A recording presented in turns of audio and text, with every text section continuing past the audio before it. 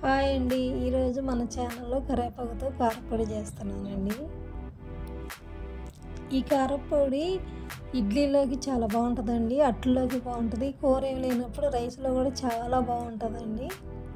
నేనైతే మా ఇంట్లో ఈ విధంగా చేస్తానండి. మీరు కూడా ఒకసారి ట్రై చేసి ఎలా వచ్చిందో నాకు కామెంట్ చేయండి. ఈ కారప్పొడి చేసే విధానం కూడా చాలా ఈజీగా చేయొచ్చండి. ముందుగా కరివేపాకుని శుభ్రంగా కడిగి తడేమీ లేకుండా ఆరబెట్టుకోవాలండి. ఆ తర్వాత పొయ్యి మీద కళాయి పెట్టుకోవాలండి. 2 స్పూన్లు ఆయిల్ వేసుకోవాలి. ఒక గుప్పుడు ఎండుమిరగాయలు వేసుకోవాలండి. ఎండుమిరగాయలు వేయించుకున్న తర్వాత పక్కకు తీసి అదే కళాయిలో 4 స్పూన్లు ధనియాలు వేసానండి. ఒక అర స్పూను జీలకర్ర వేసాను. ఒక అర స్పూను ఏంటంటే మెంతులు వేసానండి. ఇవి కూడా మనం దోరగా వేయించుకోవాలి.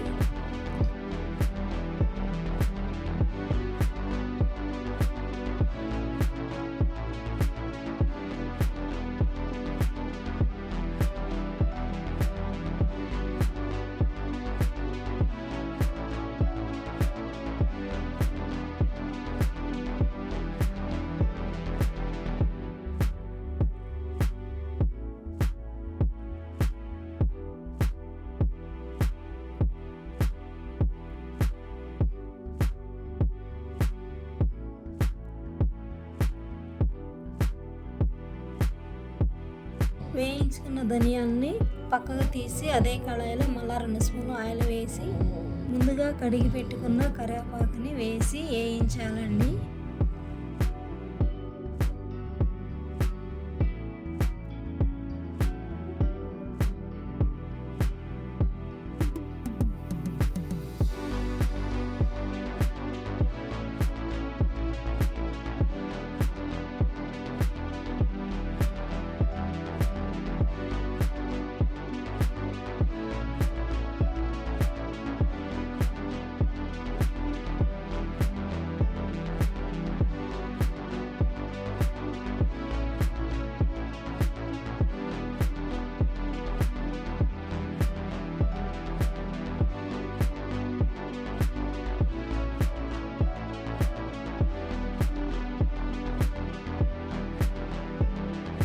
కరివేపాకు కూడా వేయించుకున్న తర్వాత చల్లార్చాలండి.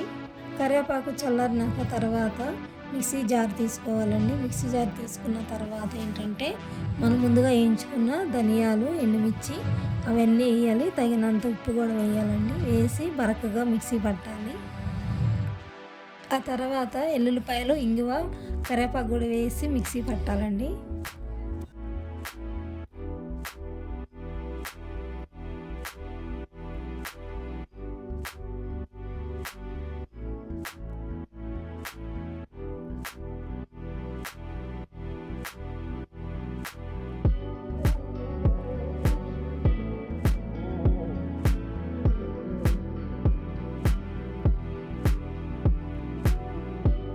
మిక్సీ పట్టినాక కారపొడి రెడీ అయిపోయిందండి. ఈ కారపొడి వేడి వేడి అన్నంలో నెయ్యి వేసుకొని తింటే చాలా బాగుంటుందండి. ఒకసారి మీరు ట్రై చేసి ఎలా వచ్చిందో కామెంట్ చేయండి, లైక్ చేయండి, మా ఛానల్ని సబ్స్క్రైబ్ చేయండి. థ్యాంక్స్ అండి.